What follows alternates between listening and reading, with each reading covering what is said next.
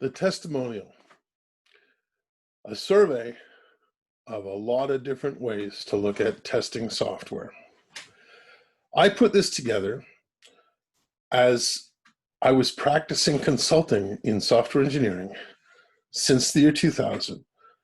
And I put this together based on terminology that's used by my customers, by my peers, by the books and articles that I've read over the years. All of the terms in here are actually used or have been used in software testing projects throughout the world. There's a lot of different ways to look at testing. Some of these will inspire different types of testing ideas. Some of them will give you names that help clarify what testing is, and some of them might even be causes of a little bit of subtle confusion in the software testing world. Anyhow, my name is Rob Sabre. I'm an adjunct professor at McGill in software engineering, and I'm a consultant in software engineering at amibug.com. Welcome to the testimonial. Some people might call me an evangelist because I advocate doing software engineering well from beginning to end, and I am certainly a champion and passionate about the practice of software testing as part of the product development process. There's testing activities which take place all through the software development process, from basically, as I say, from when you can smell a project coming in the horizon till after it's decommissioned. There's testing all over the place, from requirement elicitation to the final shipment and everything in between. Testing is a part of the development process to create software products, but it's also part of a company's business process. So testing is not just about the technology. Testing is also, to a large extent, about the business. There's two terms that get used a lot in testing: validate and verify. What is validation? What is verification? Well, I've distinguished the two pretty succinctly. Validate is about the domain. Validate is correctness or suitability to the domain, where experts, what we would call vertical experts, confirm that the results we're getting match what's required by the vertical domain. Subject matter experts. If we're in the oil business, it's an oil expert. If I'm in the accounting business, it's an accounting expert. If I'm in the educational business, it's an education expert. It's a domain expert. Validation is checking to make sure that we built the right system for the customer to meet their needs. Did we build the right solution? Did we solve the right problem? That's validation. Now, another term that you see a lot with testing is verification. Verification is confirming that the software operates as it's supposed to, as it's required to. Validation is verification is checking.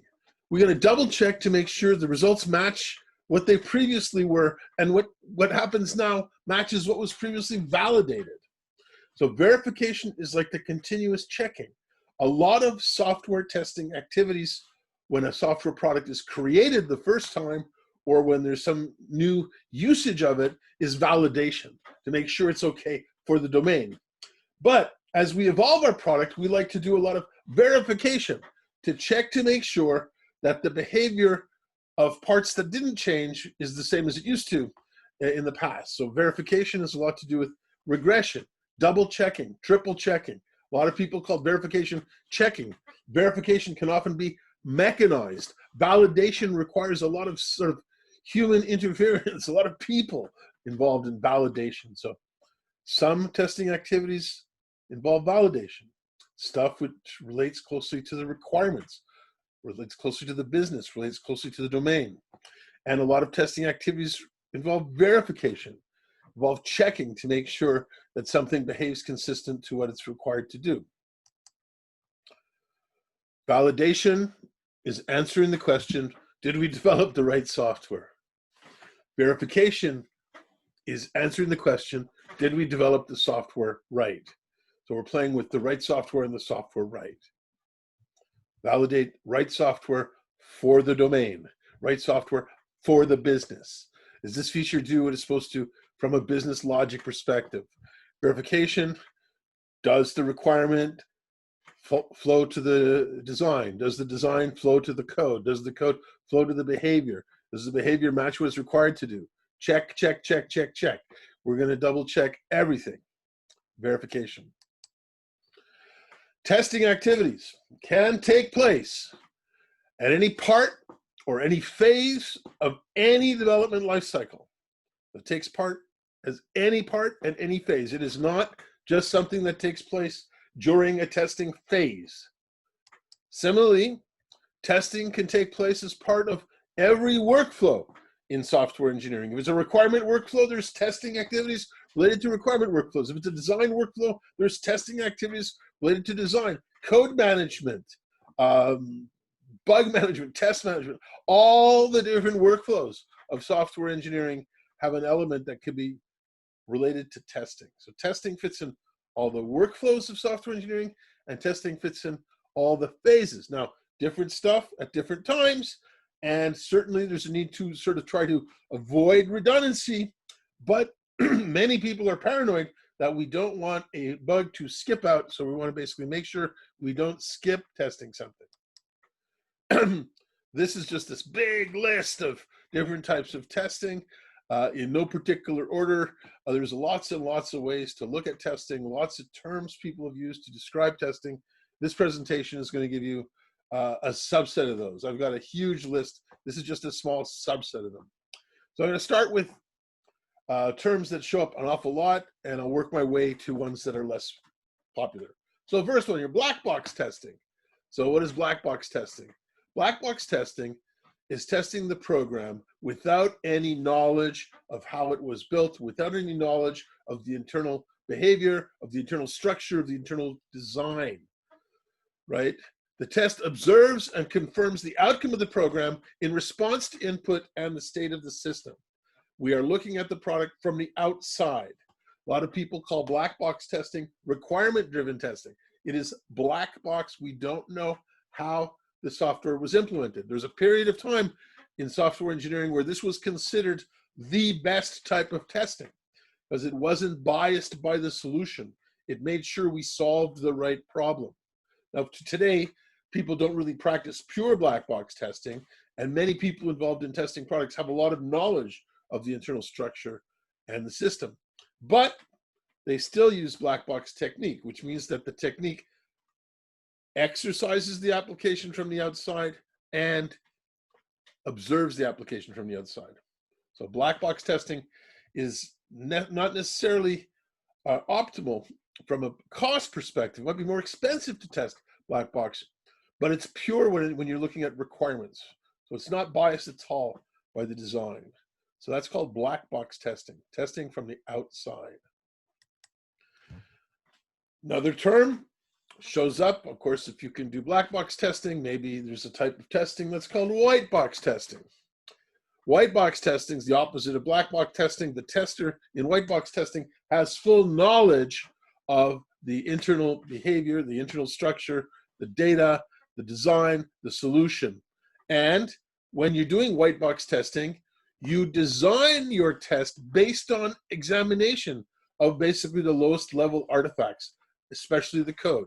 You'll look at the code and you'll write tests based on what the code is. This is something that's often done by programmers while they're working in the IDE, the integrated development environment, and they're doing what might be called unit testing. They have full knowledge of the code and the internal structure of the design, and a lot of their testing is making sure that the design solves the right problem. So this is basically, when you're doing white box testing, it's assuming that the code you're testing is actually needed. So think of the case of a system which has a lot of code that's not needed. That might be wasteful to do white box testing of code that's not needed. And it's also assuming that the code there is not missing. So what if the code that you should be testing isn't there yet? You'll only test what you see. You'll only test what you see with white box testing. Now, hybrid is called gray box testing, and there's probably a classification scheme where some people use to say this is a gray box technique. In a gray box technique, you have certainly some knowledge of the system. For example, you might know the stateful nature of the system, and you could create a finite state automaton to help control the system.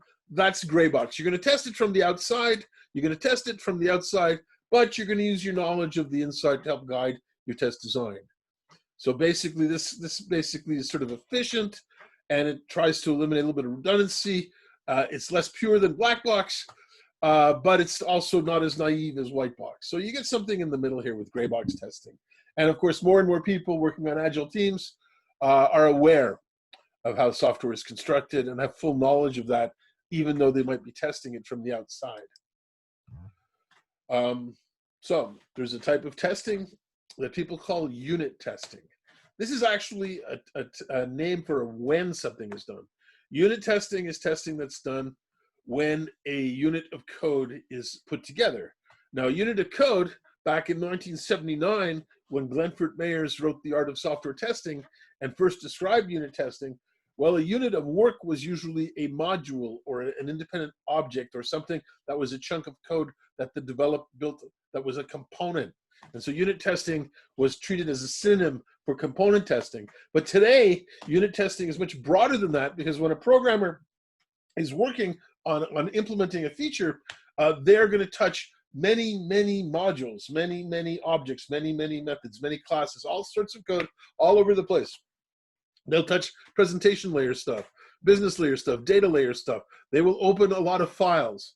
So unit testing is not just testing one module, it's testing the stuff that is basically implemented by the programmer. So the programmer is using unit testing to exercise changes they're making to the system. This is, of course, usually done with a white box technique with full knowledge of the structure, and it's usually done by developers as they write the code. And passing the unit tests is usually an exit criterion to say, I'm not finished, the software is not done unless the unit tests pass. And they might have all sorts of rules for unit tests. They might say, okay, we want to make sure that every line of code that we've added has at least one unit test associated with it, or every decision has one unit test associated with it, or every path has a unit test associated with it. And these are what are called coverage rules, code coverage rules that might exist in your context. So this is unit testing done by the programmer. By the way, programmers who have test design knowledge experience can really do a great job with unit test design. But unfortunately, a lot of unit testing is done by people who are very skilled at program design, but not necessarily skilled at test design. So module testing is something that as I said, it used to be synonymous with unit testing. However, it's basically just testing a single module, a single separate subprogram, subroutine, object, method, class, stored procedure, some element of the software that autonomously, as an object in the implementation, we can say it does what it's supposed to do, it works or it doesn't work. So this is testing a module testing. So that's what we're testing. Confused with unit testing, which is sort of when we're testing, right? Component testing, another term used for exactly the same thing. Sometimes we'll organize our testing and our work around components, and we'll confirm that the components work individually, but we'll also test the interoperability of different components. So does this component fit in this slot? Yes, okay. Does this component do what it's supposed to do? Yes, okay. Does this component interact with some other component that it's supposed to interact with? And these are the questions you'll ask when you're doing component testing.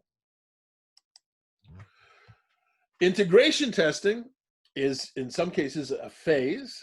Some teams have a phase, which is called integration phase, where you combine two or more units of code, two or more components, two or more subsystems get combined. Many teams in software engineering today do continuous integration, where they're constantly integrating new code into the main code line. So this is a continuous integration approach. And some people do phased integration, where you wait until the right time and then you integrate systems together. You can do code level integration or system level integration. If it is system level integration, it's typically done by independent testers working closely with the development team, but not always. There's a lot of variety here. System testing is a type of testing activity that's done to make sure that the software satisfies all of its requirements. Mainly black box, done after all the integration is done, common in lifecycle models like waterfall or rational unified process or structured methods or spiral methods, not common in agile methods. In agile methods, we will not have a system testing phase. What we will do is, as we integrate in component by component, we'll do system testing activities as part of our normal agile development process. So we won't wait for a phase to do system testing. Acceptance testing is testing that's done by the customer or provided by the customer to confirm the software meets their requirements. In a lot of waterfall projects, there's a phase for acceptance testing where an instance of the application is given to the customer and the customer tries the application out in a realistic context. And then there's also other agile acceptance testing concepts where what we'll do is for every requirement we elicit, we're going to collect the acceptance criteria for those, and we'll create tests for them as we implement the feature. And very often teams will build a suite of automated acceptance tests that they're going to run against each requirement. So it's in agile teams, you look at every single requirement having acceptance tests, whereas in a waterfall project, you look at it as a phase of acceptance testing. Generally, acceptance testing is very well defined in business contracts, and unless you pass these tests, the customer does not consider the software ready, and very often you won't get paid. I'm sure the term comes up a lot. Alpha testing. I mean, you see the word a lot, alpha testing. Alpha testing usually is performed at the environment, the company where the software is developed. So it's in-house in the development organization. It's done after some sort of project milestone. You'll very often get members of the customer community to come in and take a build of the software and try it out in a realistic environment, but in the development shop. This is the first testing that's done by someone other than the development team themselves. So it's done by representatives of the customers or people who are acting as if they were customers. Alpha testing. And then beta testing, the term here is used for basically when you send the software out to real customers and it's tried by real end users in a real business context. Beta testing doesn't have to wait for the whole product. It could be a useful subset of the product. But in beta testing, we want to make sure that the software works well in the real customer environment. This can be done, by the way, in parallel to other activities like system testing activities. And I've got some customers who do agile development with Scrum that from time to time during their sprints, they will deploy an instance of the software to a beta environment, and real customers will be trying it out on real problems from time to time as things are being constructed. Live testing. More and more companies are doing live testing. Live testing is continuing testing activities as the software is operational. As it's being used by the customer, it's been paid for, and we continue to test it. Obviously, this testing, we try not to interfere with the behavior of the system, but we're very often doing things like measuring performance, system resource usage, and some people can get pretty extreme with live testing. Companies like Netflix use chaos monkeys in their live testing, and these monkeys crash processes in the live system and then measure the recovery times of them. By the way, customers in that context would have to opt into that type of testing. They don't do it on everyone unless you've sort of signed up for it. Other testing. Well, you've heard of usability testing. Usability testing is a non-functional type of testing where we want to basically see how users react to the software. Is the design effective? Is the user interface reasonable? This is often part of a design process that does involve a lot of testing by people with expertise in fields like human factors and ergonomics. Very often, teams are given checklists and guidelines for usability, but the real tests are conducted as experiments. And users are usually given a scenario. We videotape them trying to achieve the scenario. and we study what they found efficient, what they found awkward, and we try to use this input from a large community of users to guide development of the system. So that's the field of usability testing. It's part of human factors, non-functional testing. The field of platform and configuration testing. We try our software on different hardware and software configurations. So I have a new release of my software. I might have a whole bunch of versions of Windows. I might have Windows 7, 8, Vista, 10, server, client, professional, home, 360, whatever the terms they use. There's a lot of different versions of operating environments. There's a lot of different versions of software. There's browsers, different browsers. There's locales for different countries, different date formats. All of these things are variables. And when we're doing platform configuration testing, we want to make sure our software will behave well on different target environments. And this is, of course, a critical thing today, especially in mobile devices, where you have so many different variations of the hardware and the software, and you want to make sure that your new app is going to run efficiently and effectively on all sorts of different hardware. You're going to be doing platform configuration testing as an important part of your development project. Now, of course, there's clever ways to do this testing, by the way, but it's part of the the product definition, which target platforms matter, which ones don't. So we have platform configuration testing. It's also interesting to test cases like, what if someone tried the software on platforms that are not supposed to work? And that's, for me, always an interesting thing to look at. We find a lot of security bugs in that space. And then there's platform-specific testing. So what if a platform has something specific we want to test for? So this is an example would be maybe the iPhone has a fancy high-definition camera, and we want to basically put tests to make sure our application works well with that specific platform. So platform-specific testing, we're going to look at features of our product that react specially to some characteristic of this platform, make sure that works well, or we're going to look at an element of the platform and see if it interferes with the software that we're developing. So this is platform-specific testing. The term now browser testing is one of what I call the what's of testing. And there's tons of them. People come up with new ones every day. Browser testing is just a term that's been used in the industry to make sure that our software, especially the user interface of our software, behaves well with different versions of browsers, with different levels of functionality, with different platforms and different environments. So we're targeting it on the web browser. And of course, there's lots of different types of web browsers, and we've got to make sure that for the supported web browsers, our product works reasonably well, and for the unsupported ones, we don't cause harm. Nothing goes wrong. Another type of testing that's common is performance testing. This is considered a quality factor, a non-functional test where we're looking at time. We're looking at time characteristics of a system. So for example, what's the response time? What's the throughput? How much transactions per minute or per hour do we get? And this is very often automated.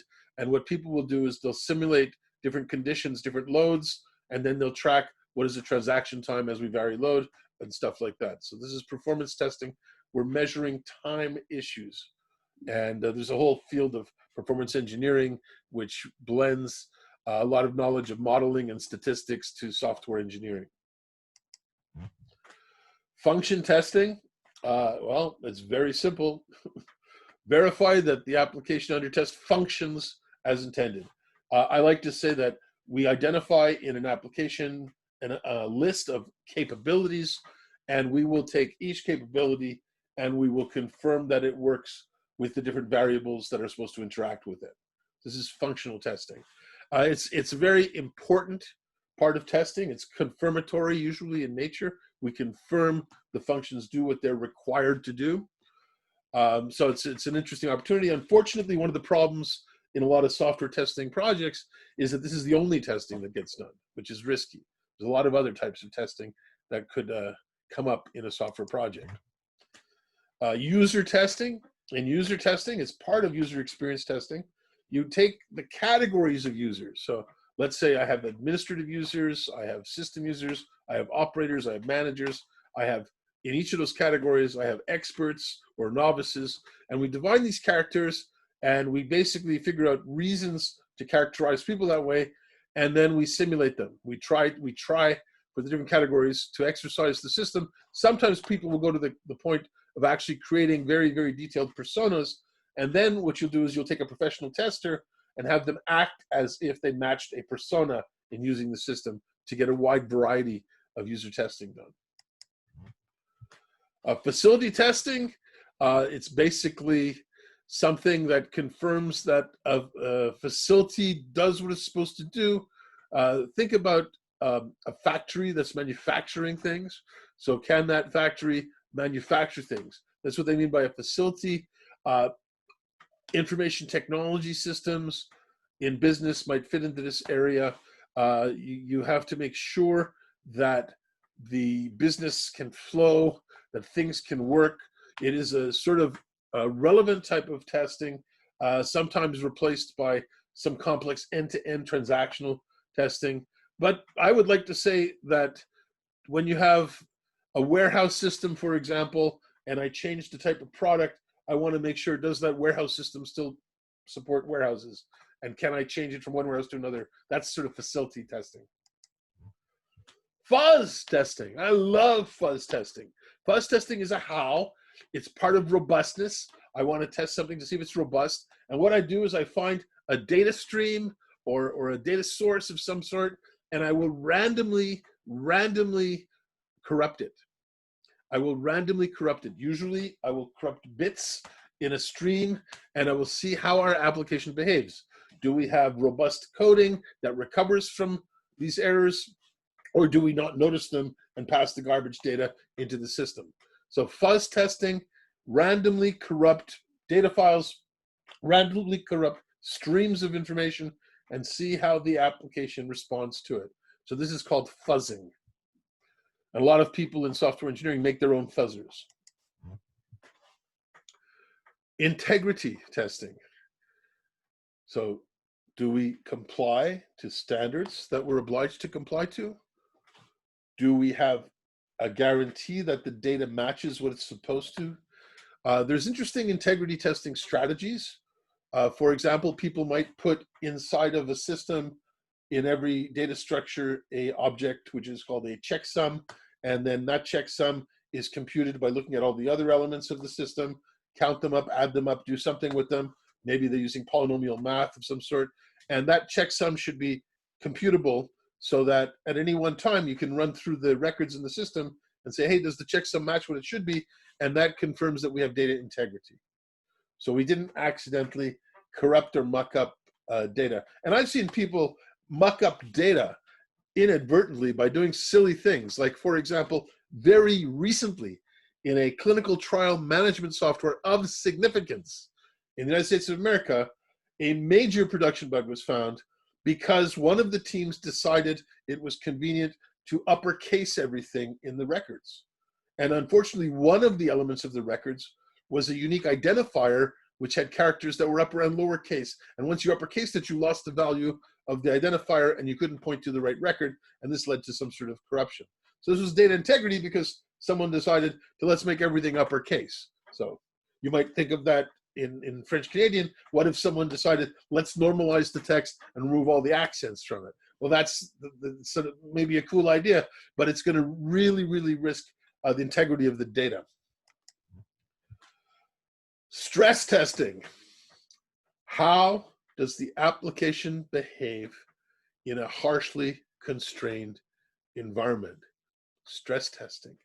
What if we have the application running and we limit the amount of memory, we limit the amount of processor, we sort of steal the CPU, we give it to other things, we lower the priority of the process, we diminish access to shared resources, we choke the bandwidth of the network. This is stress testing.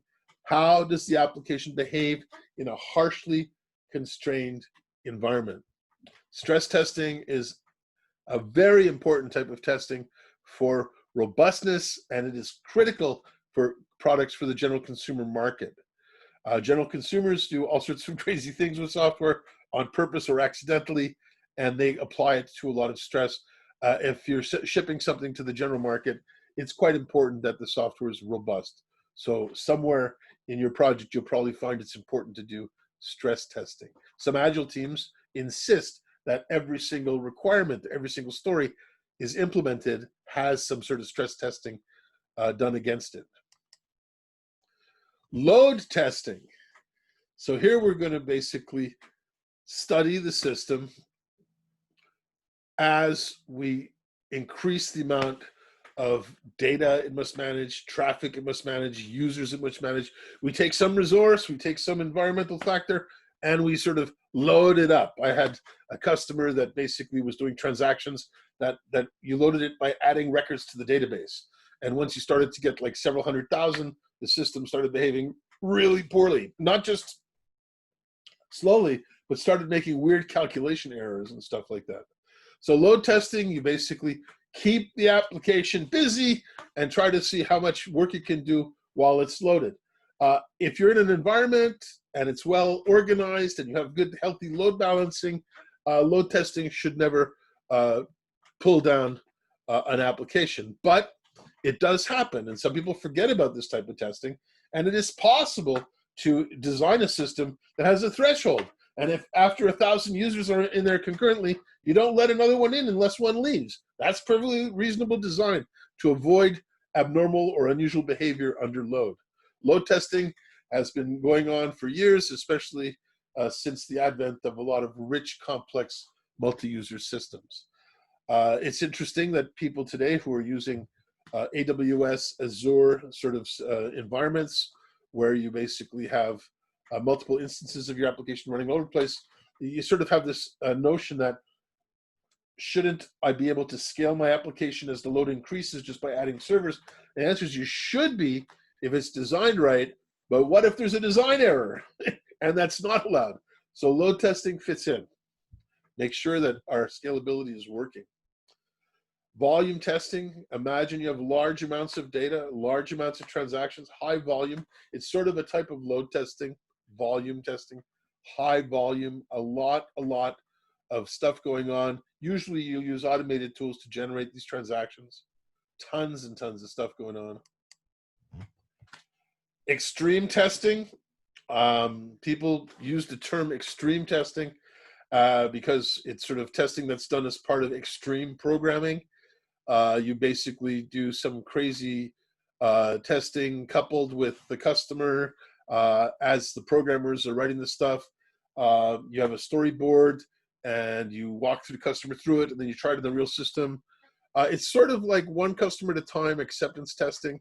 Extreme testing is something that's just a buzzword in some contexts.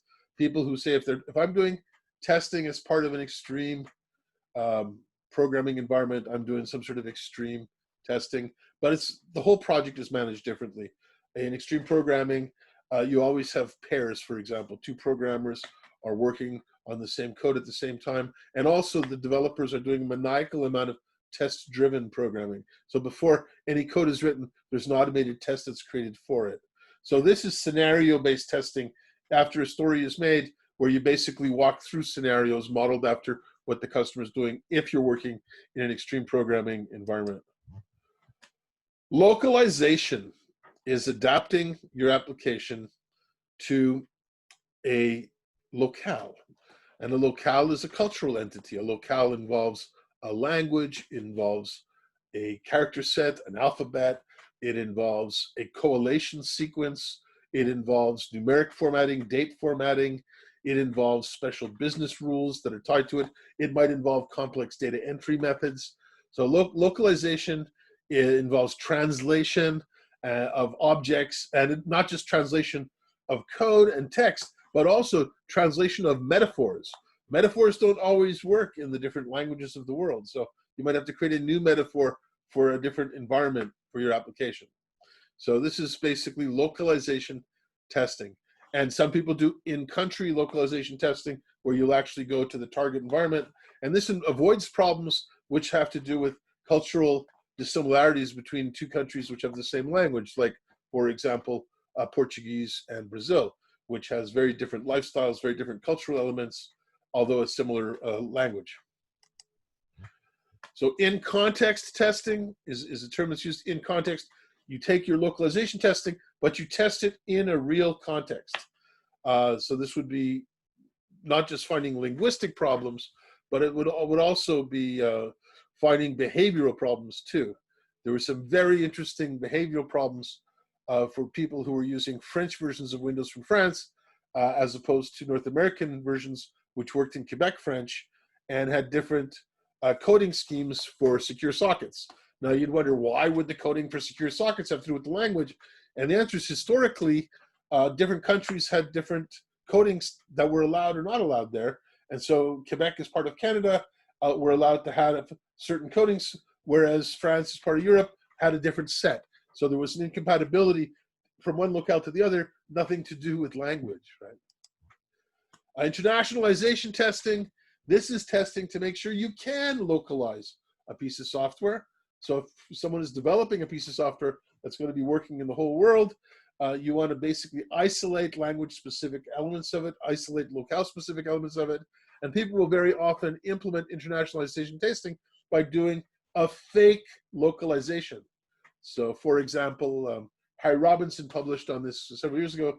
He said, invent a language, call it Klingon, and then do a localization to Klingon to make sure that the internationalization works. So the internationalization is tested before you localize it.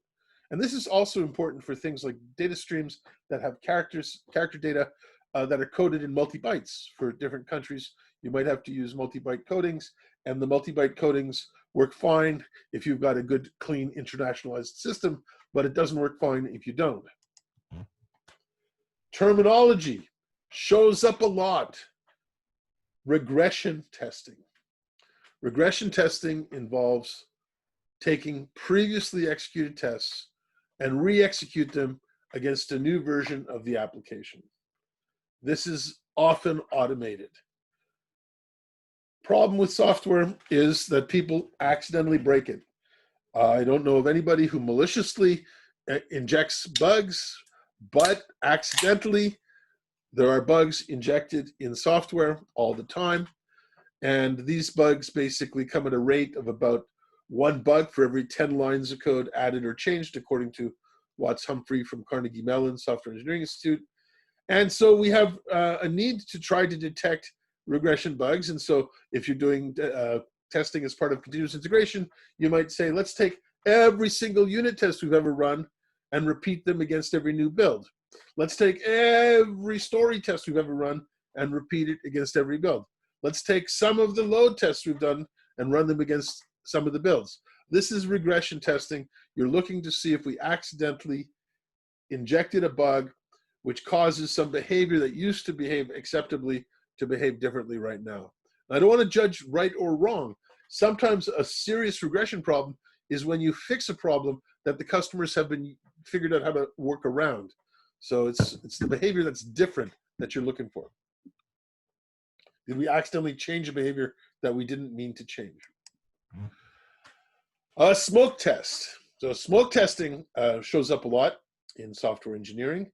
Smoke testing is often an automated test that's done as part of continuous integration. It's automated.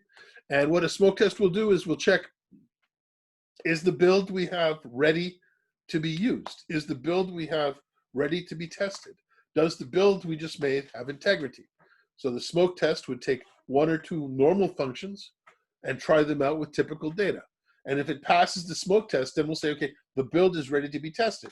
And there's another type of testing which checks the environment. So environmental smoke testing is going to look and say, is the environment ready to be tested in? So you say, is the one smoke test, is the build ready to be tested? Another smoke test, is the environment ready to be tested in? If both of those tests pass, then you deploy the software into the test environment and run further tests. If it fails that, you stop the process there, and you very often want to basically work closely with the programmers to figure out what the heck did we do to the environment, or what the heck did we do to the build. And very often build integrity problems happen by accident, when object modules are corrupted, when people maybe accidentally change the version of a compiler, and in an environment, maybe someone changed the protections or privileges of a database or something like that that's required for doing the operational testing in the test environment. The term smoke testing comes from the field of radio electronics, where basically the terminology was such that when you got a new radio, before you installed it, you would basically power it up, and smell it. And if it smelled like burning dust, that was a healthy smell. That's a felt type of smell. That was a good smell. But if it smelled like burning rubber, that was a bad smell. The smoke test, of course, with the radio also, if the smell was okay, they would tune the radio to 1 or 2 channels and try a couple of controls. We're just making sure the radio is ready to be installed. So it's basically a smoke test, comes from radio electronics. RAT test is, I guess, a similar thing to smoke tests or build acceptance tests. RAT just stands for release acceptance tests. So is the release ready to move on to whatever the next step is in the process? Is the build ready? Is it stable enough from the development team for us to start testing it? So basically, the developers would run this test before they give it to someone else. Is it ready to move down the chain? A sanity test, this is something that's often done the second before software is released. And what you want to do with this is basically make sure that you're shipping the right product.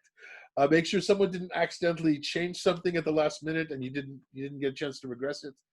The sanity test wants to make sure that this is rational. I've seen sanity tests that check the checksums of software. I've seen it drive through all the basic functionality with normal data.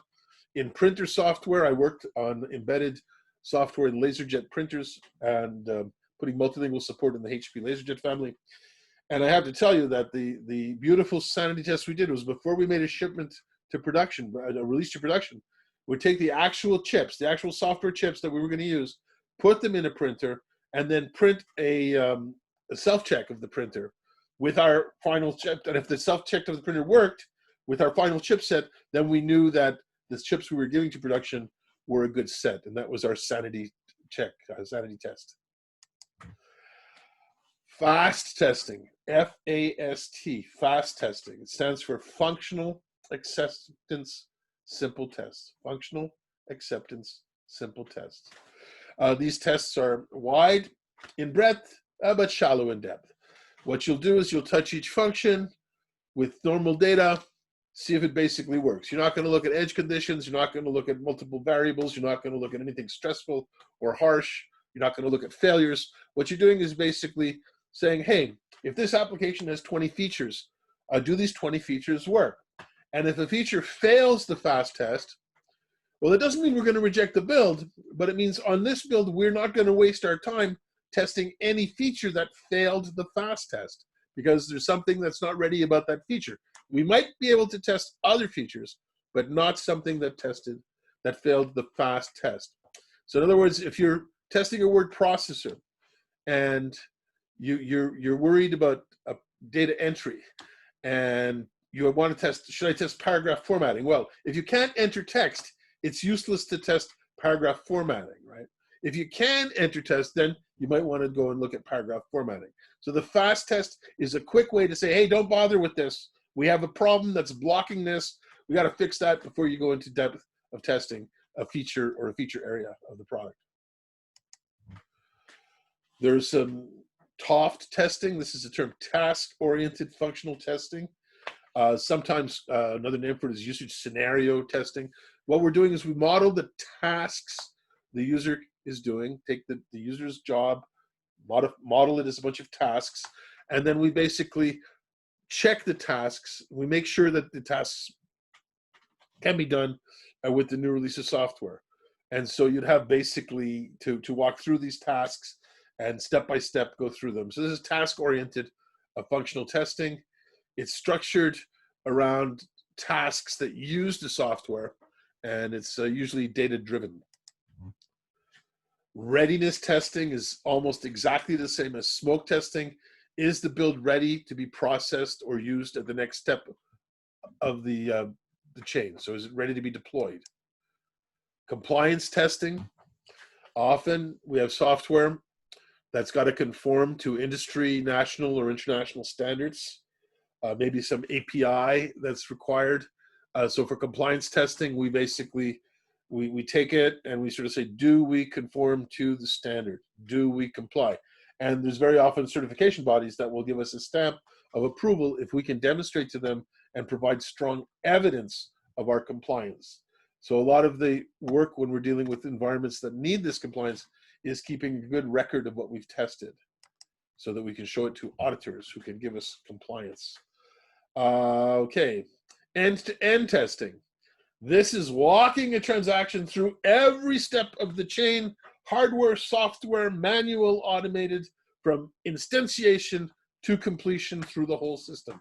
It is an end-to-end test. The transaction is doing the whole loop. By the way, hard to do sometimes in the development environment because we end up mocking elements that aren't there. For example, during development, we probably do not really authenticate credit cards, but in an end-to-end test, you would want to authenticate a credit card. Back-to-back testing. So we have basically two builds of the product, similar implementations, and we run the same test on them side by side, and we compare and contrast the results. So that's back-to-back testing. Two builds at the same time, compare and contrast. This can even be done with products that are similar from different companies. So we can do a competitive product analysis with back-to-back testing. Take our regression tests, run it on our system, run the same test on the competition system to see how they behave. Benchmark testing. So some people are trying to achieve a sort of a system index, a performance benchmark, some number that will say we are this fast or that's that efficient. And these are often tracked by industry organizations for competitive analysis of products. Efficiency, for example, how efficiency is your compression? And there's compression indexes that people have to compare tools. So that's benchmark testing. And before you ship a product, you will usually do some tests to see where is your new version versus the previous benchmark. And of course, your management wants you to always improve at least a little bit and never regress, never go back. Certification branding. This is when you hire a third-party lab, basically, to apply independent tests to your application to certify it, or to say, okay, you could put this sticker on your box. You can say this is Microsoft Windows certified. This is Intel inside. You could put a sticker saying you comply to certification, but it's a branding process. It's part of your labeling. It's part of your product strategy, if you will. And it is definitely important that it's done by an independent, objective, third-party lab. It's not something that you do. It's the third-party lab that does. We get into interesting hows to test here. So how? Top down. What's top down? Well, it's a white box testing method where we basically put stubs in for the code that hasn't been completed yet, and we drive the application basically from the highest level down.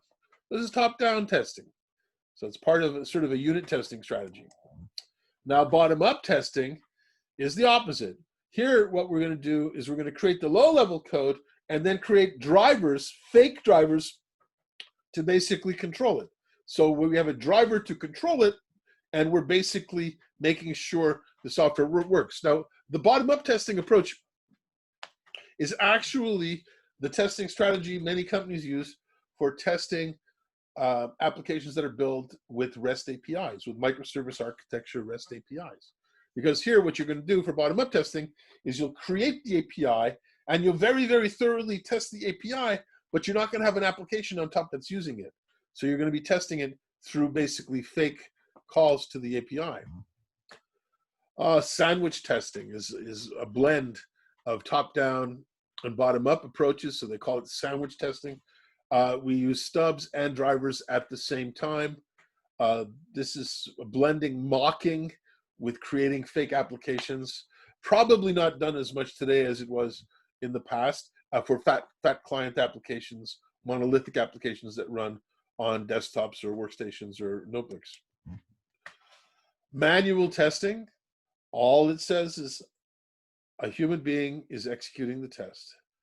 That's it. Manual testing says a human being is running the test. A lot of testing is a highly cognitive activity akin to playing chess. So don't make manual testing sound like it's just a repetitive rote application. It's actually cognitive, but it's certainly tedious if you're just following written down procedures over and over again to see if they give you the same result. I think if you find that you're doing that, you might consider automation as a handy approach. Now, automated test is the sort of opposite of manual test in that you will write a program to run the tests, and the program may simulate a user, it may access the application through an API or other hooks.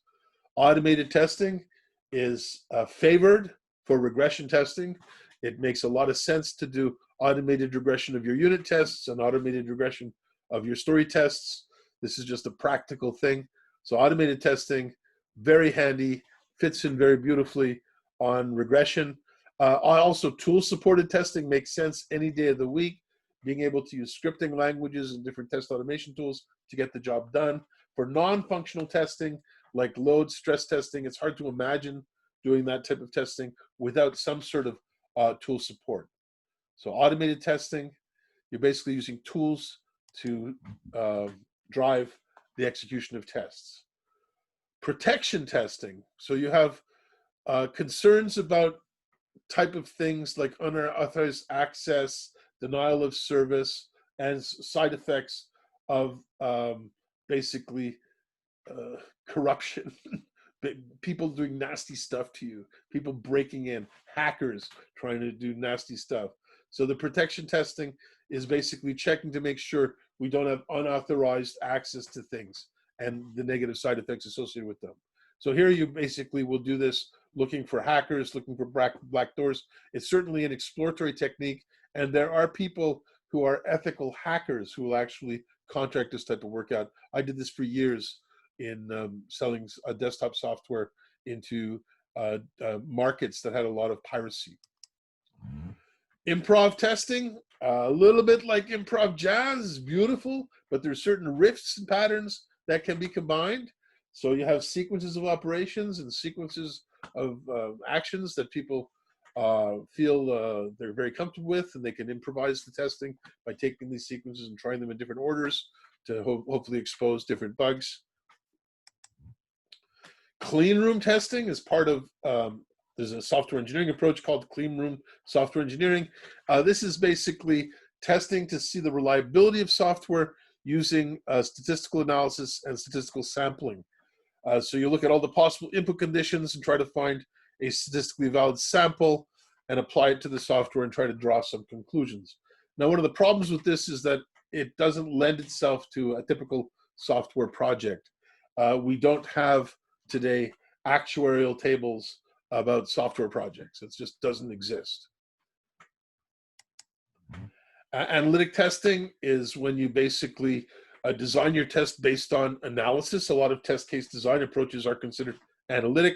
They have a sort of a methodology behind them, and we take the technical specification and we basically crank it, and bam, we've got the test design. So this is basically detailed analysis, gives us the test cases of interest, and it's following a systematic approach. Exploratory testing, concurrent testing, test design, test planning, test execution, while we're learning about what's going on. Exploratory testing usually has a charter or mission, and it's very often practiced in sessions. So you'll work for a fixed amount of time on a specific charter, and you'll review your findings to see how the system is behaving. Ad hoc testing is considered not systematic or random testing. Not a bad thing when you're concerned with robustness. Certainly randomly going through a system, designing a random walk through a system is great. This fits nicely with what's called model-based testing, where you can create a state model of the system, then you randomize the pathways through it and see how the system behaves. Heuristic testing is a term that's often used in exploratory testing. We use heuristic reasoning. It's sort of a way to solve problems with incomplete knowledge. A great reference on it is a book by Polya from the 1940s called How to Solve It. Heuristic is defined as related to exploratory problem solving, using self-education, learning as we go, basically. Critical thinking, heuristics. I think, therefore I am. Event-driven testing is really fun. I like to do this myself. I like to run a background process, have a script going, and then wait for the script to sort of hit some sort of threshold, like, okay, you only have 10% of your disk space left. Okay, the network is saturated. The CPU is running at 60%. Whatever event you're looking for, or maybe a very specific record changed to a very specific value. At that time, a message will be generated and I will be informed, or some process will get kicked in. So we're doing event-driven testing. And what you're doing is, while your software is running, you're using basically dynamic analysis tools to watch what's going on. And when the event happens, bam, you trigger some sort of action. Data-driven testing. This usually is a term that means we've taken a script, we've created a test automation script, and we're going to repeat the same transaction over and over and over again. But every time we do the transaction, we're going to choose different data. That data is usually in a data source. There's a whole bunch of records, and one at a time, we're going to plow through that data source and basically drive the same transaction over and over again. So data-driven, the implication is one transaction with different data every time. Capture playback testing is not a phishing technique. It's a testing technique for automation. The idea is you have a test automation tool that you run while you're doing transactions. The tool captures all of your activities and then allows you to replay the activities with different data. Easy to say, hard to do, and requires huge amount of maintenance with even the slightest change of the software. But this is capture playback testing, and certainly there are a plethora of tools on the market that support this type of testing, and many, many vendors advocate it. The maintenance cost can be very high, so you got to treat this very carefully. Data verification testing. So basically you want to make sure the data is there, the data is valid, legal, accurate, correct, the correct type, the correct concept, and you will probably want to build into the data self-verifying concepts. As I mentioned earlier, checksumming might be a great way to do some of this, but there's other ways we can do it. For example, if you're filling text fields in, you might make one of the text fields, that's just a comment, for example, something that can be filled with text that's derived from the other fields. And then just by looking at that value, you can see if there's integrity in the record. Of course, a lot of this is done side by side, and there's some companies I work with that have entire departments that are constantly doing data verification testing, comparing the new data with old systems, and looking for integrity problems, corruptions, and that sort of thing. Robustness, if this is a concern, there's a type of testing called forced error testing. Forced error testing is when you intentionally drive software into a possible error condition. And then you want to make sure the error condition is detected, the error condition is handled, the system recovers gracefully from the error condition, the error condition is communicated to whoever needs to know or logged, and there's no other problems or side effects. So if the server goes down and the transaction is lost, that's not a good thing. If the service is down and when you put it back on, the transaction starts, but we have a duplicate transaction, that's not a good thing. So we've got to look at forcing errors and seeing how the system recovers from it.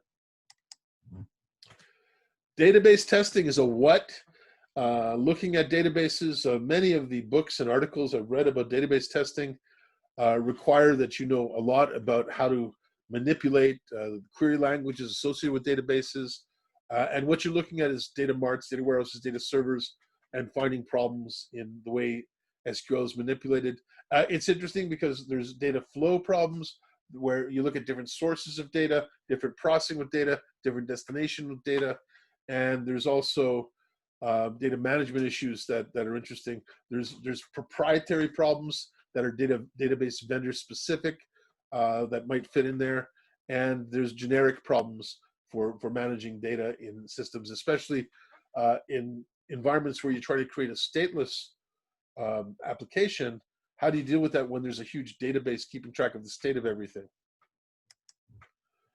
Positive testing. Positive testing. Does the application perform what's expected to do? So the result should be A. Is the result A? That's considered positive testing, confirming the application does what it's supposed to do. Positive testing. Then we have the universe of negative testing. This is, by the way, the picture is supposed to be from the original Ghostbusters movie. Negative testing. Does the application do something it's not supposed to do? So we're testing to ensure that the result is not supposed to be A. Well, is it not A? We don't care if it's B or C. We just care it's not A.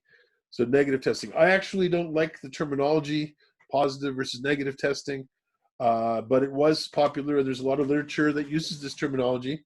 So think of negative testing as, does the application do something it's not supposed to do? And positive testing, does the application do something it's supposed to do?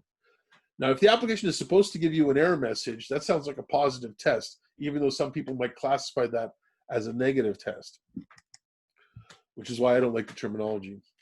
Preventative testing, testing as early as we can to avoid downstream errors.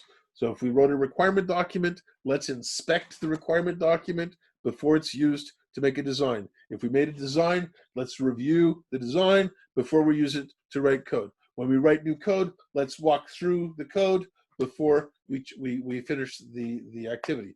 And when we're finished the activity, let's do a peer review when we check in the artifacts to make sure we don't accidentally muck up something at the last minute. So we have different types of testing that we do early to try to prevent downstream problems. They call that preventative testing. Formal inspections. This is a method to try to find defects in non-executable artifacts of the software engineering process. Bugs in requirements, bugs in design, bugs in user stories, bugs in actual code, not executed though, looking at the source code, bugs in schemas of databases. So we're looking at a very systematic approach to study these artifacts and review them with a team usually to identify bugs. This is Tom Gilb has championed this approach, formal inspections. Boundary testing. I have a lecture on test design where I spent a lot of time on boundary bugs. Naive boundary testing, I guess, is when you have a variable and you want to test the extremes. So we have the lower boundary and the upper boundary. Take the lower boundary right on the boundary, a little above, a little below. The upper boundary right on, a little above, a little below. These are boundary tests. When variables have continuous ranges, there might be many boundaries in them. It's a point where the processing method changes. And there's lots of possible boundary issues in systems. We used to think that boundary bugs were problematic because of requirement specification problems, but in fact, it turns out that even if you write an absolutely unambiguous requirement, it's still possible that two or more people interpret the boundaries as being different. So boundary bugs live in software projects, and it's very important to watch out for them and to very explicitly test for them. DAT testing. So DAT testing, deployment acceptance testing, DAT. It's just part of the chain in software engineering where we're basically deploying the software. Is it ready to be deployed? That's all. Is the software ready to be deployed? It's like a smoke test. One more test before we plug it in. Compatibility testing. Similar a little bit to configuration testing, but we basically have to make sure that when you buy like a library, an API, and I get a new version of the API, well, the old version still works with our code.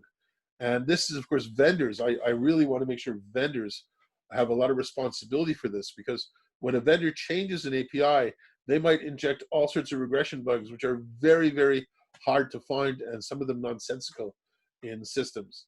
So compatibility, think about how clean it is to plug something into a socket. We want to make sure Backward compatibility is like that. You just plug it in, all the old stuff works fine. All the new stuff, well, that might be problematic, but the old stuff all works fine.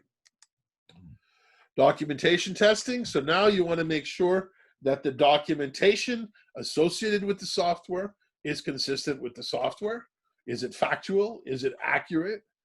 If there's screen images, do they match the real screen? And I know a lot of companies that are avoiding putting screen images in because it confuses people. If there's an example in the documentation, does the example work? If there's marketing collateral like advertising brochures and websites, are they consistent with the product? This is documentation testing. Online help testing.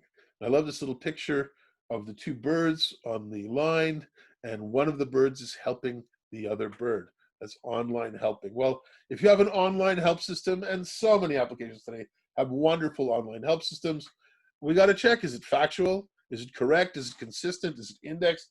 Are the links correct? Tooltips correct? Images correct? There's all sorts of things in a help system that can be tested. Some of them you can use static analysis tools to check, but for the most part, you really need a human being to cross-check to make sure that the system is consistent with the application. You can automate things like saying, hey, is the new version of the help system equal to the old version? And then that'll show you the delta and you focus on the differences. But it's still important for those differences to be looked at by human beings. GUI testing. This is not testing through the GUI. This is testing the GUI. Do we have the right menus, dialogues, controls, right looks, the right icons? Is it consistent? Does it work with different languages? For example, is there enough space for the German name of a field as opposed to the English name of a field? So there's different languages have different needs. Is the GUI okay? A lot of test automation tools want to test through the GUI to exercise the business logic. That's fine, but that's business logic testing through the GUI. Here we're talking about testing the GUI. Is the GUI doing what it's supposed to do? Is it also localizable? Security testing, so you want to again look at unauthorized access to systems, protecting against threats, servers, databases. This blends static testing with dynamic testing techniques, complex tools, very, very specialized field of endeavor in testing. Penetration testing is related to it, where you basically want to make sure that no one can break into it. So you simulate hackers. I've actually hired many, many ethical hackers to help with this type of work. Conversion testing. When you go from one version of an application to another version of an application, you want to make sure the data is converted properly. So if there's a new field, how does it get populated from the old version to the new version? What if there's a field that diminished? What happens to the data in it? Data conversion testing is something a lot of people forget about. It's very easy to change what's in the database. It's very hard to migrate old databases to new environments. Dynamic testing. The term dynamic testing is suggestive that the testing is testing software that's actually running. The system is operating. The code is compiled, linked, built, installed. A binary is there executing.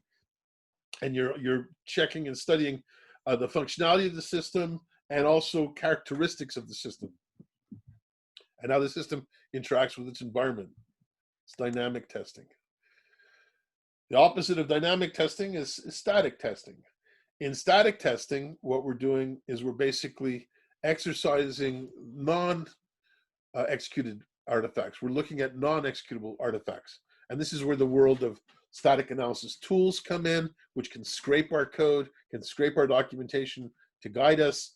We can do reviews, walkthroughs, inspections, and study artifacts to try to find out if there's any weakness, problems, or risks in the code. Risks in the system. The type of testing called error handling testing. It's basically looking at the software and saying, okay, there's a lot of possible error conditions. Does the program respond correctly to unexpected conditions? What about missing things? What about extra things? What about things that are in the wrong syntax, the wrong format, the wrong style, the wrong type? What about binary large objects and things that hackers will throw? What about embedded SQL? All of these are basically tests to make sure that the error handling of the application is meaningful, robust, and gives guidance to whoever the user community is.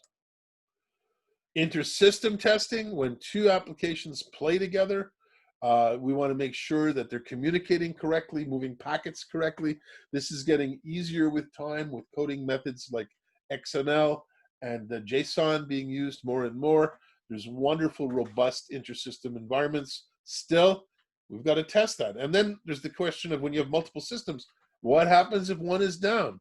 What happens if there's a synchronization problem? There's all sorts of interesting risks. There are path analysis risks with inter-system testing. Control testing. You want to make sure that part of the system test makes sure that the controls on the application are correct. So are we doing what we're allowed to do? And think of controls saying, hey, a salesman is not allowed to finalize the credit of a customer. That must be a credit agent.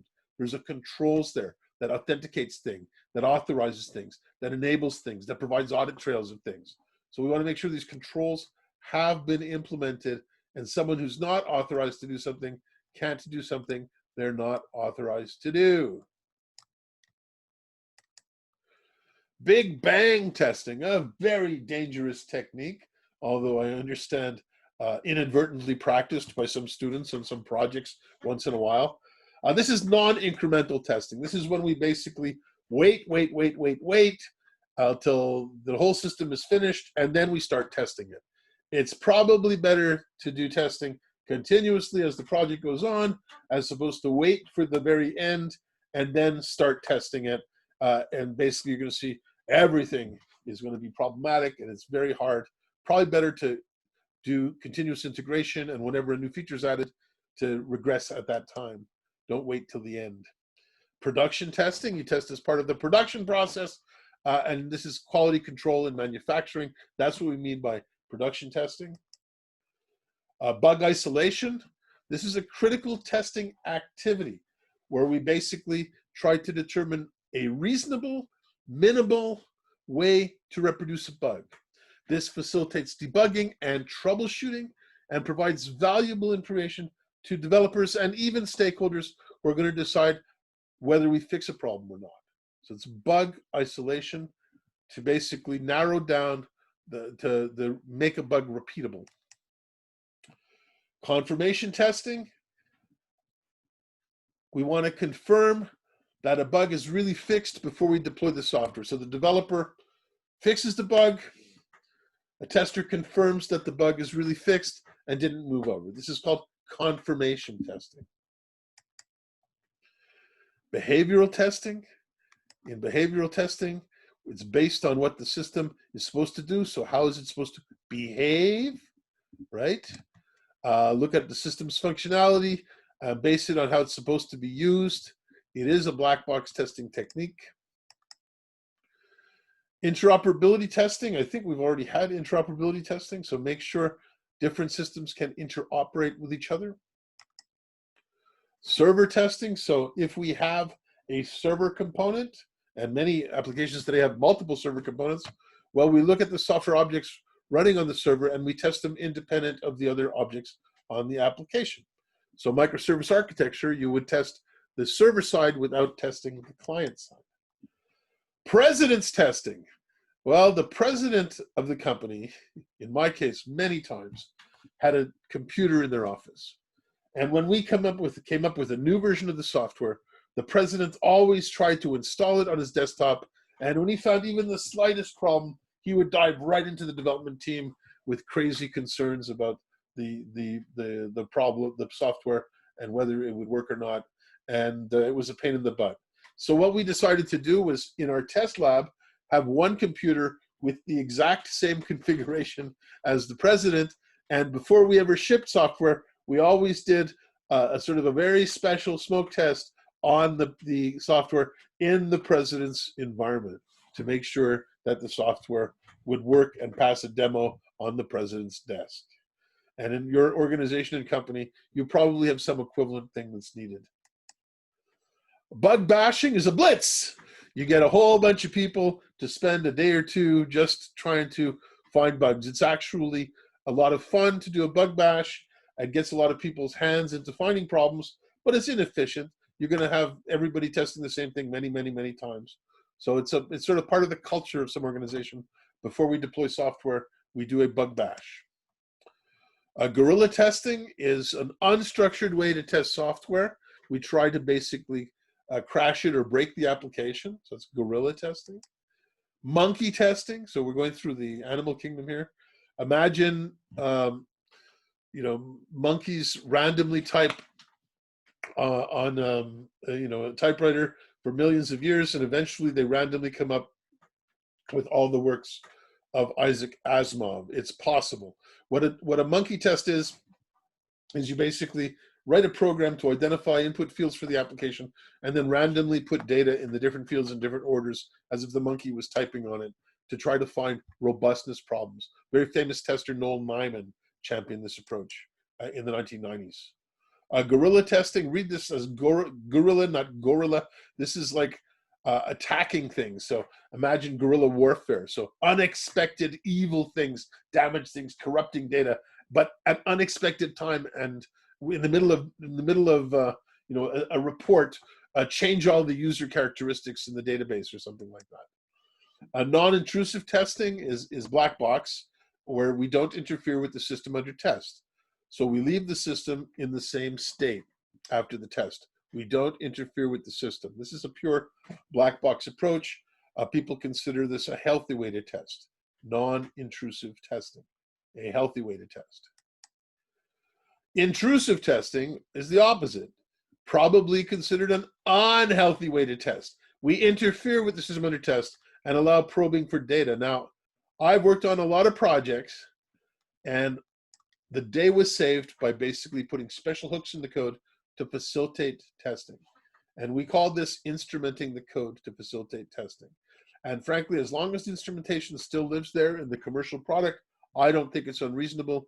It's useful to do a bit of intrusive testing, but be careful.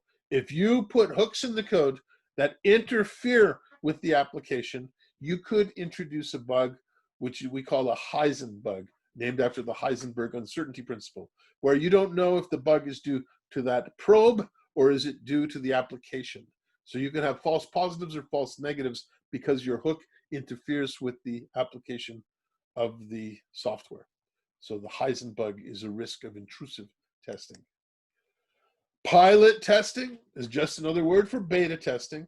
Pilot testing is run the software in a special pilot, like your first installation, maybe a small number of users. And then before you do a large scale deployment, you do a small scale deployment to make sure everything is okay. And also to look at how the workflow of the business may have to be changed with the new software infrastructure being established. Hardware testing, well, if you have a complete solution, hardware and software, the testing of the hardware components or the embedded components would be hardware testing. And hardware testing is very hard, and it's challenging, and you have different versions of hardware, different versions of software. You have a platform synchronization issue. It's really challenging. Software testing, of course, is the software part of a system. So almost everything we've talked about to date is software testing, part of software quality assurance, learning about risks, checking to see if the software does what someone expects it to do or needs it to do, wants it to do. Defect testing is an interesting one. Testing with the express purpose of identifying defects in the software.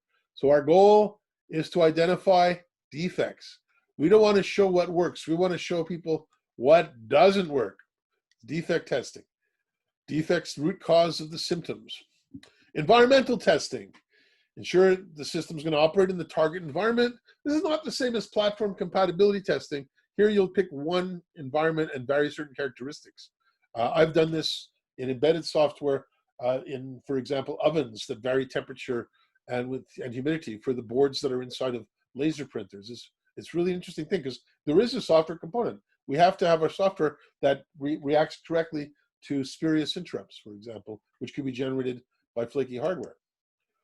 Contract testing, we see this today. It's very popular where there's a contract between, let's say, for example, an API and a service provider. and this contract, we want to check, do both sides comply to it? So contracts are usually a little bit of automation here to develop this. So contract testing, you have to have reasonable specifications for the subsystems being tested. And some people use these contracts to drive stress testing. It's certainly used for communications between teams, but it's usually insufficient testing. So it's sort of like one of those, it's necessary, but it's not sufficient. It's missing design elements. Distributed testing, well, if you have the teams split around, you have people working in different places. The world we're living in today is full of distributed testing. Sometimes we'll do distributed testing for localizations reason. We have in context or in country testing. But we might also just do pure black box testing all over the place, outsource testing all over the place. It's interesting, the world we're in facilitates distributed testing. It's a question of collaboration, communication, efficacy, having ties to the build environments. If you got all that lined up, it's actually a pretty clean thing. Railroading is a regression testing strategy. Railroading, when you take a sequence of tests and you always repeat them over and over again, well, let's say you have 1,000 tests. On the first build, you'll do the first 100. The second build, you do the second 100. The third build, the third 100, all the way through the fifth build. Then after that, you start over again. So railroading is basically running a subset in sequence of your tests, and then in the next build, the next sequence until you get to the end. It's in the case I gave you, if you run 200 out of 1,000, it's going to be 5 times faster. So it's a sequencing method that's faster to railroad things, and the order dependency is still there. Some companies, they choose to do railroading during the day. So they'll do a subset in sequence of tests on every build, and then every night at 2 in the morning, they'll run all the tests against the build on a nightly basis. So it gives them a nice, reasonable level of coverage in a reasonable time. The opposite of railroading might be shotgunning. Shotgunning, we randomly run tests. So let's say we have a sequence of regression tests that's 1,000 long. Well, the first build, we're going to randomly choose 200 from the 1,000. Second build, we'll randomly choose 200 from the remaining 800 without repetition. Then we'll choose the remaining 200 from the remaining 600, etc., until we've exhausted all the tests.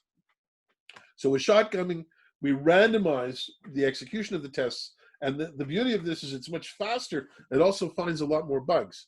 So shotgunning can expose bugs that are order dependent by randomly going across all of the builds. And this is a problem, of course, when you start getting into multiple hundreds of thousands of unit tests and multiple tens of thousands of story tests on every build. Sometimes it starts consuming a lot of time. And so people want strategies where they can run a subset of the tests against every build much quicker, and then perhaps on a periodic basis run all of them. Spot checking, this is random sampling, sanity test where you randomize which functions we're going to try. If you can make some sort of a statistical assessment of how the software is used, this might be working, might be worth considering, but just randomly changing the sanity test, I think, is a good idea. I think that's a great idea. You know, just randomly pick a function, try it once with normal data, but don't do every function. Just pick one, but do that randomly. I think it's a great spot checking approach. Bug filtering, the tester or the testing team knows certain types of bugs that they're never going to fix. And so we're not going to even try to look for these bugs. And when we find it, we're not even going to really report it. We might take a note of it, but we're going to filter a priori bugs that we are not concerned about. Stag identification is a term that's used in Montreal at the company CAE, Canadian Aviation Electronics, as their special word for bugs, which is in their system business tracking thing. They keep track of the aggregate number of snags in all the projects that they're working on. So the snag identification is sort of like categorizing bugs. Reliability testing. So this is some sort of statistical model where we try to do accelerated life testing to estimate things like the mean time between failures or the mean time to failures. It's an interesting thing. It's only really applied to me in embedded software. In software systems, It's almost like voodoo science to try to figure out reliability testing. Complementing reliability testing might be availability testing. This can be done. Of course, you want to see if the software is available at a very high yield, so 5 nines or something. So can it run 24 hours a day, 7 days a week? How long does it have to be down for maintenance and support? Can it go forever? This involves a lot of simulation. Maintainability testing. Can we upgrade things? Can we change things? Can we fix things? Can we update things without a high amount of pain in the butt? So this is basically maintainability testing. How long does it take us to fix problems? Maintainability testing is testing concerned with basically the non-functional characteristics of maintainability. Some people do static analysis to do this and associate maintainability with something called complexity. So if the system is more complex, it's harder to maintain. Less complex, easier to maintain. Some companies just track how long it takes to fix bugs and look at averages for that to see what the maintainability is going to be. Spaghetti tests. This is a disorganized collection of tests that might be run automatically, similar to spaghetti code. Sloppy, non-structured, hard to maintain, hard to understand, lack of design, and believe it or not, this happens almost every day. I see this all the time. Cluster failover testing. When you have multiple server systems, you simulate the failure on one and cascade that through the system, see what happens. It's very cool on web or transactional systems. Basically looking at the server, have it fail, and then see how it recovers from the failure. Bug forensics. This is when a computer system somehow stops or unexpectedly fails, to analyze the problem and reverse engineer it, get all the way back to the cause of death. It's like basically a CSI or Quincy, the TV metaphor for basically forensic analysis. And this is something that is actually done. Some people have this as their job. Banana testing, this is a joke. I guess people use the term. They say if you're doing banana testing, what you're doing is you're just shipping the software to the customer and letting the software ripen at the customer site. So this is basically let the customer find the bugs. Basis path testing. You create a flow diagram. You find a subset of the pathways through it, and they call it the basis set, and you make at least one test case for each path. It's a white box method. It's basically a strong coverage method for white box testing of code. Incremental testing, well, as modules are integrated, you test them. It's a form of integration testing. Baby steps. Every integration test, one at a time. Non-incremental testing is when you basically combine a whole bunch of stuff together and test it at once. No integration testing. Big bang, right? Storage testing. So you're looking at system resource usage. Do we have enough place to put our data in the database? Do we have enough memory? Do we have enough bandwidth? Are we experiencing memory leaks? Do we have garbage collection so that resources can be accumulated? Risk-based testing is when we basically spread resources across testing objectives based on an assessment of risk. And the risk would be looking at the impact of failure and the probability of failure. And we'll take a look at that and distribute our efforts accordingly. More efforts spent on higher risk areas, or higher risk stuff tested sooner than lower risk stuff. Keep in mind as you test, your notion of risk change. So risk-based testing has to involve dynamic reassessment of risk as you're doing your work. Almost everything you can imagine testing has an infinite possible set of inputs. Exhaustive testing is trying to do everything, every single test case. In fact, you could, in some cases, make a list of all the possible values, but once you get into the permutations, you realize exhaustive testing is actually impossible. But you could define a criterion. You could say, I want to try every input to this field at least once, and if there's 60 possible inputs, that's 60 tests. And that may be valuable for you in your project. It's just that you're not doing the different orders of them. So you're missing the billions and billions of permutations of that. String testing, when you have a sequence of operations and you string them together. So stringing sequences of operations together. Recoverability testing. If the system fails, do we recover without losing data? Do we restart where we left off? Do we recover well? So recoverability testing. Life cycle testing. This is continuous testing throughout the entire life cycle, whatever the life cycle is. We always have testing activities, and we're always basically doing testing. We're not just waiting for a phase. Requirement phase testing. This is early testing to confirm requirements, conform to our standards, conform to the customer's needs, and are testable. Requirement phase testing. Manual support testing. Well, what you're looking at is looking at procedures that are in support manuals, support documentation. Make sure they work, make sure they're correct, make sure the people at the help desk can follow them. Parallel testing, almost identical to back-to-back testing. You have two versions of the software and you're testing them at the same time to see if you get the same results. This is very interesting for compatibility between products that are supposed to be compliant. Like you have a HP printer and you have a HP compatible printer. You can run them side by side, run parallel tests on them. Structural testing is another term for white box testing. We're looking at the structure of the system, the structure of the code to determine the best testing to do for it. We test only what we see, so it's a white box approach, and we can have different strategies for the structure. We can say exercise every statement at least once, every branch, every way it can go at least once, every condition, every way it can cause branches to go, expressions, paths, etc., etc., etc.